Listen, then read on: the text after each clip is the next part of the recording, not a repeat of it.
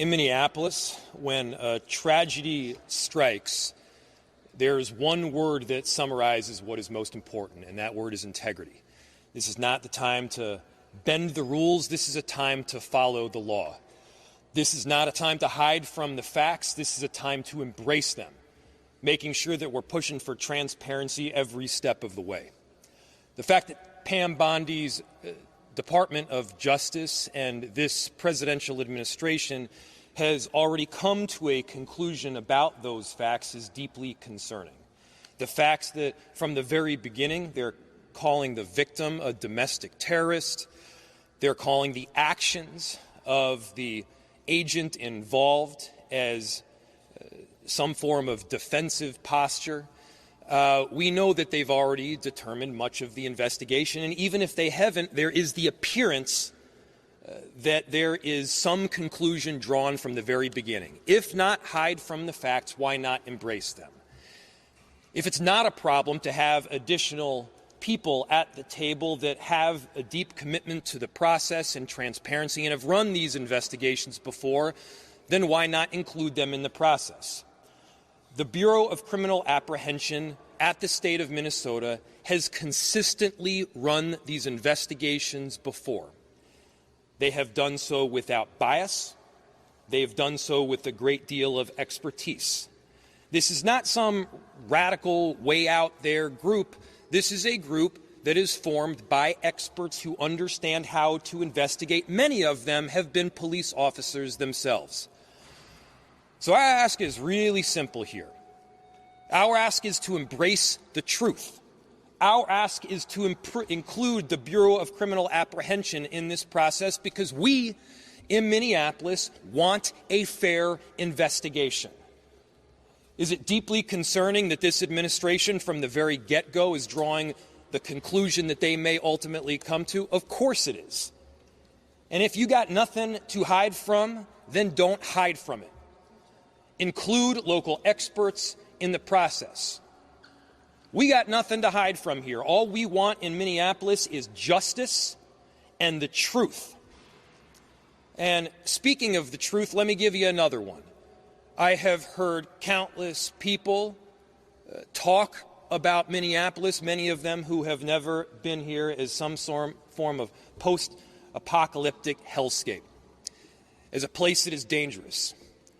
Well, let me give you a statistic. 50% of the shootings that have happened thus far in Minneapolis this year have been ICE. In other words, we've only had 2 shootings. One of them has been ICE. We are a safe city. ICE is making it less so. We are a city of unity, but ICE is trying to divide us and tear us apart. For every one of the people that you see standing here behind me, they have more than 1,000 people behind them. They have people that are committed to their neighbors, committed to integrity, committed to justice, and committed to getting the truth. We will not back down from it. That's right. Among those that won't back down from it is the person who I'm about to introduce. His ward is right on the borderline of where this particular shooting happened, and that is Councilmember Jason Chavez. Would you please give him a warm round of applause?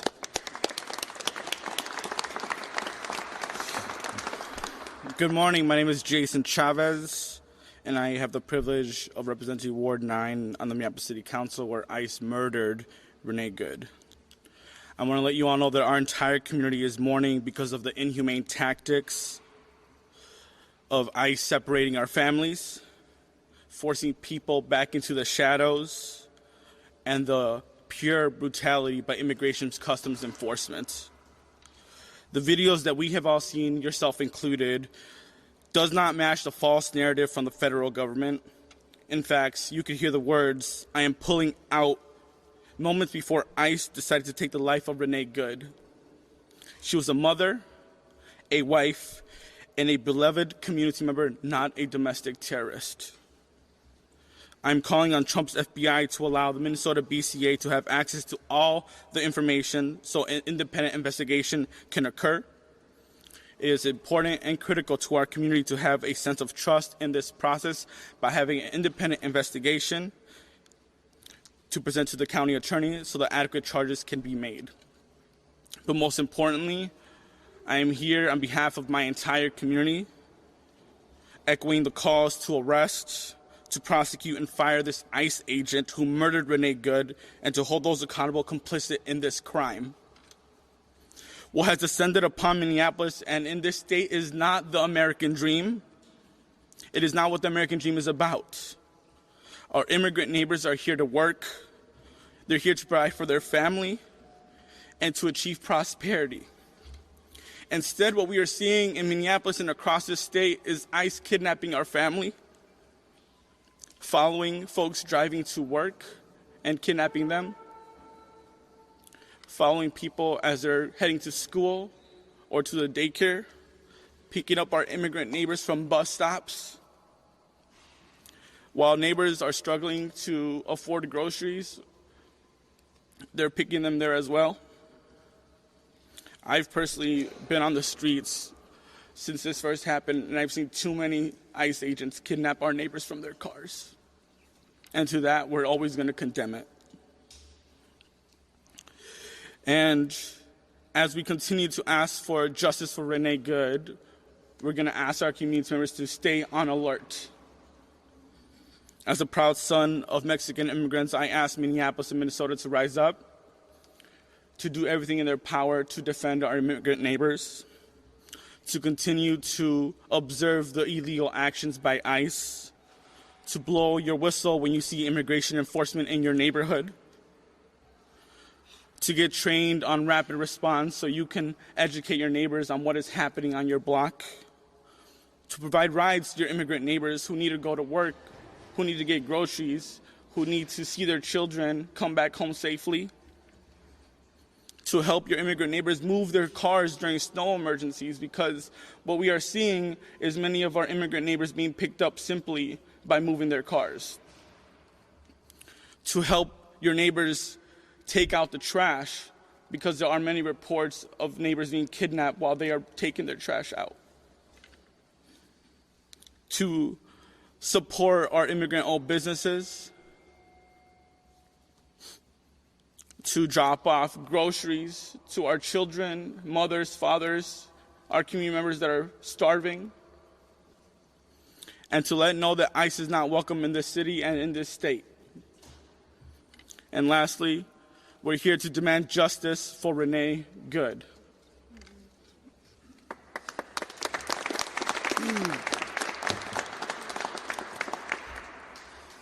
My name is Aisha Gomez. I serve as the state representative for District 62A, the south side of Minneapolis, where our beloved community member was murdered this week. I'm so grateful to Councilmember Chavez for explaining this moment to us and calling on us as a community into this struggle that our neighbors are facing. With respect to the investigation into this shooting, there's really only one question in front of us. Are we going to design a process that's legitimate or not? In 2020, the state legislature created the Force Investigations Unit after the murder of George Floyd, which happened right around the corner, 7 or 8 blocks away from where Renee Good was murdered. This unit was established after a long process of looking into what are the best practices when there is an officer-involved shooting. We learned a lot about this in 2020 in Minneapolis, unfortunately. One of the things that we learned is that if you actually are interested in public safety, if you actually are interested in the legitimacy of a law enforcement force in your community, then you must be invested in accountability, in transparency, and in fair investigations when bad things happen. That's right. And so that's the question in front of us. Do we want a legitimate investigation, that pulls in the professionals of the Minnesota Bureau of Criminal Apprehension who are trained to do this, who have done this over and over, who have the kind of local connections and local legitimacy that the FBI could just never have because they don't have that kind of presence here? Or are we going to have a discredited farce of an investigation? And so as a group of elected representatives who are deeply invested in the safety of our community and thus in the legitimacy of these processes, we call on the FBI to share the evidence with the Force Investigations Unit at the BCA and have this be a legitimate and trusted investigation. Thank you.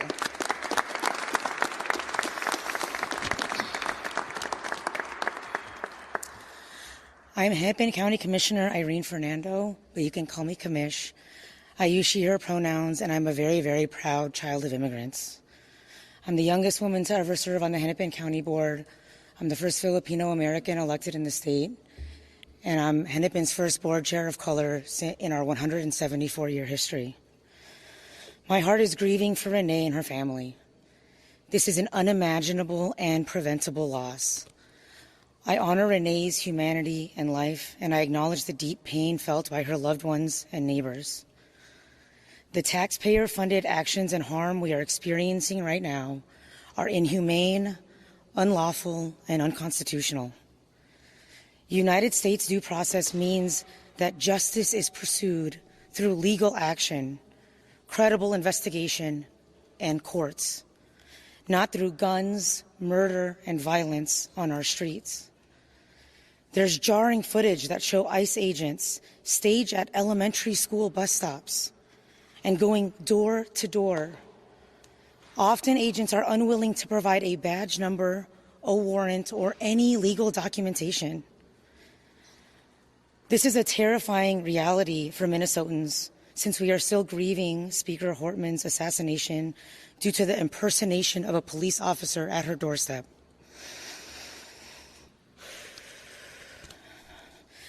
Our community has experienced a national spotlight with law enforcement shootings, which required significant change and reform on how such cases are examined, investigated, and communicated to the public. It is critical for our communities to have some sense of trust in the process in order to meet the standards set by Minnesota law and resident expectations. This is why we're calling on the federal government to cooperate with a joint or independent investigation conducted by the Minnesota Bureau of Criminal Apprehension. The thought is that they would do this together, but if for some reason that is not possible, please allow shared evidence for a parallel investigation. The Minnesota BCA is the only nonpartisan state agency equipped to investigate robustly and effectively, in part due to their establishment of the Force Investigations Unit. They have the expertise, they are equipped, and they are ready to pursue justice on behalf of Minnesotans. Alongside their own investigation, the BCA, alongside the federal investigation, the BCA can and should conduct this parallel process, which means full access to the information, evidence, and case file. Because in Minnesota, we expect that investigations are completed by the BCA to then get reviewed by the county attorney to determine if the use of force was appropriate or not. We have a process here to review force. We have full trust in this process and in the county attorney to do the objective review needed based on the facts and Minnesota law. The idea that our federal government would not fully cooperate with the BCA in an investigation creates even more mistrust among our community members because we know federal investigations are very rarely released to the public.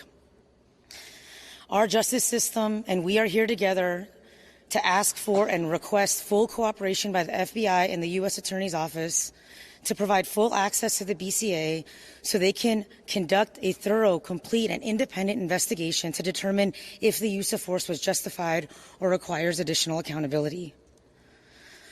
Last and certainly not least, just directly to residents, our neighbors, our friends, our family members, our coworkers, our kids. I am very, very proud of our unrelenting courage, compassionate caregiving, and a fierce resilience towards justice. It feels very hopeful and very fearful, but together we can and must resist the urge to give in to the numbness that comes from this type of attention. Because numbing our pain might also numb our shared humanity.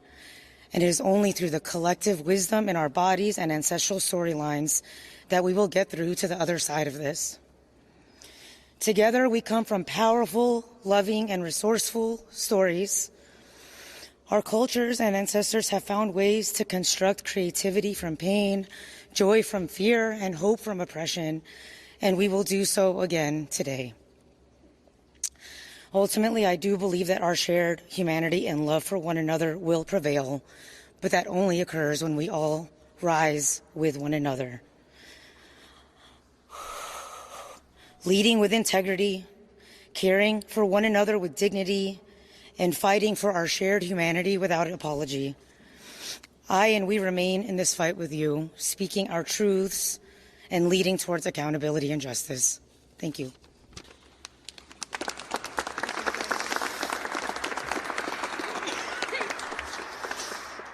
Good morning, everybody. I am State Senator Zaida Mohammed. I think I speak on all of my colleagues, especially colleagues in the Senate, when I say we are here on behalf of Renee Nicole Good, a beloved wife, mom, daughter, and neighbor who was needlessly and brutally taken from us in Minneapolis streets on Wednesday morning.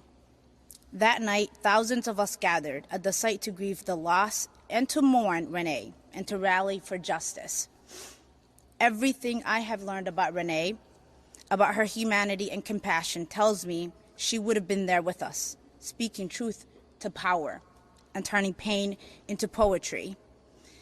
This federal government has given us too many reasons to not trust them to do the right thing. There are thousands of agents were sent here under a false pretense in the minutes after an agent, and the minutes after an agent's shot, they refused to render aid. And their leaders have used every opportunity since this tragedy to lie about the facts, to lie about Renee, and to blame her for her own murder. There were many witnesses to Renee's murder, and the horrific videos we have seen make us all witnesses. This was a crime in broad daylight, and the attempt to cover it up is another.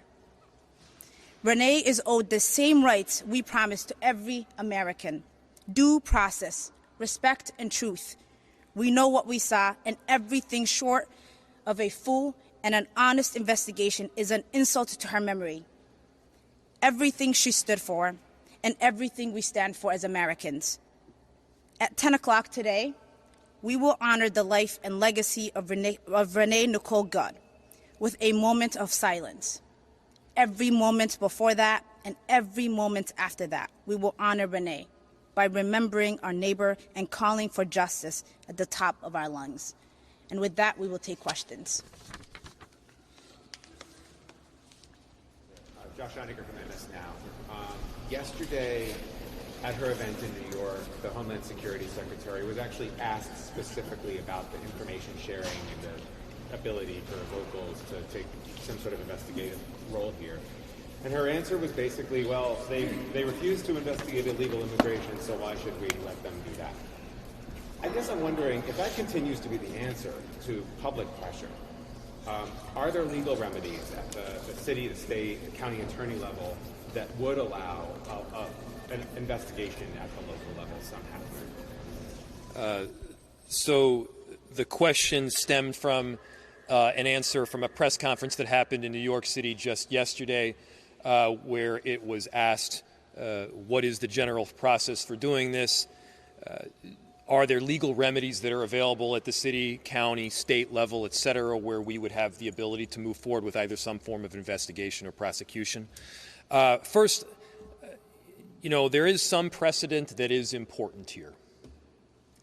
There have been instances in the past where there was some form of shooting or an officer-involved killing that took place by federal agents or U.S. Marshals or beyond that did have local and state entities in control. By the way, we're not even talking just about full control here. We're talking about being at the table. We're talking about an investigation that includes the Bureau of Criminal Apprehension. And for those that may say that we have a predetermined outcome, we are not the ones that are conducting the investigation. The investigation would be conducted by the Bureau of Criminal Apprehension. They are well equipped to do it. They have a long track record of doing thorough investigations and, by the way, coming to results that both saw culpability and a lack thereof. As far as the legal mechanism to do so, I'm not going to jump the gun here and give you a mechanism to prosecute through the county or the state before we actually know what that legal remedy looks like. But I can assure you there is potential there that is available. Mr. Mayor, Go here and you there. talked about the presumptive determinations that you feel like the administration has made. They've also been saying, kind of looking ahead to the weekend, what do you make of the administration saying ICE operations will continue? They're sending Border Patrol agents in, effectively doubling down in the wake of this. Well, I think what this does ultimately is expose the truth. What did they say when they came in here? What has this administration stated as their reason for coming into cities around the country? The reason that they've stated, safety, driving down crime. Well, let our statistics speak for the trajectory. They are clearly driving crime up. Up until last night, we hadn't had any shootings in this city other than ICE. Our city is safe. Our city is welcoming. They are making it less so. And so it is a massive issue that they continue to exert their presence in Minneapolis and beyond. By the way, it's not just our city that is feeling the impact. I know that there are a number of legislators behind me that can speak to that. This administration has also said that they're very pro-business. That's also garbage. I don't have a specific statistic other than anecdotal evidence to point to, but they have had a massive and detrimental impact on a number of corridors throughout our city, including like 80% reductions in customer base along East Lake Street and many other corridors throughout the city. And so bad for business, bad for safety, bad for unity, bad for democracy, and bad for this republic. We want them out. Let's go over here and then go over there. If there is no full independent investigation of this shooting, what will the effect of that be? So the question is, if there's no full independent investigation of this shooting, what will the effect be? I mean, I think it further undermines trust in government. You know, the quickest way that you erode trust in government is to refuse to enforce and hold accountable people on laws that you pass. There are laws that are around this. There are standards that are around this. They should have no concern about having a full and transparent investigation here. See where that investigation leads. Look at the facts, collect the evidence. And the fact that they are for some reason concerned about having other, by the way, police involved, other law enforcement involved through the BCA, that is wildly concerning. We're not asking to be at the table in this investigation here. We do think that people that have some willingness to see things clearly are. The Vice President J.D. Vance said yesterday, who blamed the victim but also accused the media of lying about what happened. But your reaction is quite... Well, I think we got to get to a point here where we're not trusting everything that they're saying, and I think you guys they're there at this point. I mean, I think he also asserted that because you work at the federal government that you somehow have absolute immunity from committing crimes. That's not true in any law school in America, whether it's Yale or Villanova or anywhere else. That's not true. If you break the law, if you do things that are outside the area of what your job responsibilities require, and this clearly seems to be at the very least, this is great. At the most, is what you heard people say back here. This is a problem, and it should be investigated. Yes. News Nation, a couple of questions for you. First, have you heard personally anything from the Trump administration or the president himself? And also, the administration has pointed to some of your comments right after the shooting as turning up the temperature in this city. Yesterday, we did see some protest that, turned volatile at times. There was pepper spray, there was tear gas. Do you stand by your statements to telling ICE to get out? They stand by their statements. Do you stand by your statements? Yes. I stand by my statements. We stand by our statements. I'll look back to what I said. What I said was it was reckless abuse of power. Yes, it was a reckless abuse of power. I said that what the narrative that the administration was pushing in the immediacy following this shooting was garbage and false and BS. It was. I stand by every one of those. And, this notion of inflammatory comments, I mean, come on, guys. I dropped an F-bomb. They killed somebody. Which one of those is more inflammatory? I'm going with the killing somebody. I'm going to do a couple more, and then I'm sure there's some other people behind me too. Yeah. Donald Trump has said that it's clear that Renee Nicole Good was not just trying to run this officer over, that she actually ran him over. J.D. Vance has promised this officer absolute immunity in this case. Is there any hope of an independent investigation while they're in charge? The way you put it, it's pretty grim. What you just said, and I think, to repeat for everybody, Donald Trump said that Renee ran the ICE agent over. Don't take my word for it. Don't take their word for it. Watch the video from every single angle. I mean, the ICE agent walked away with a hip injury that he might as well have gotten from closing a refrigerator door with his hips. He was not injured. I've seen worse injuries from doing that. And so give me a break. No, he was not ran over. He walked out of there with a hop in his step. And so we just got to get to the point where we're at least operating from, hey, this is we're looking at it on the video screen. This is what we're seeing. Can we all see that he wasn't run over? And then, J.D. Vance, this concept of absolute immunity is pretty bizarre. How concerning is that, though? Very concerning. It's extremely concerning. That's why we're asking for the BCA to be part of the investigation. We have time for about 2 more questions. Does someone have a question for someone other than Linux? I'm just wondering if we have a sense for the timeline here, how fast moving this is. Is there a point at which the state loses access completely to the investigation materials? Do you want to answer that? I don't know the exact timeline, but I imagine the answer is yes. Go for it. Jamie Long, State Representative, Minneapolis Representative. There have been instances in the past where the FBI has shared information weeks after or even months after. It would be much better if the Bureau of Criminal Apprehension were able to be involved right now. There is time-sensitive evidence. There are memory lapses that happen if you aren't able to interview witnesses right away. And so they were invited by the FBI to participate in the investigation jointly originally. And then for some reason they decided to walk away.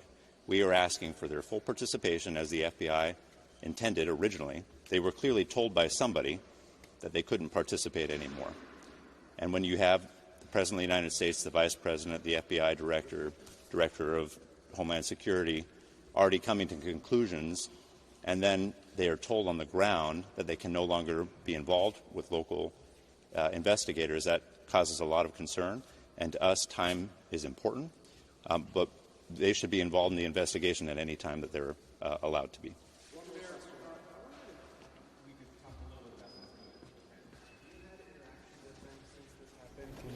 Can you describe that or talk a little bit about that? So the question is whether I can talk or describe about interactions with Ms. Good and who she was as a person, it would be completely inappropriate for me to do so because there are other people that really knew her, and I did not. Thanks, everyone. Appreciate it. Thanks, everybody. Yeah. Okay, thank you. Nice job. Thank you. Hi, sorry. I didn't realize how far away you were.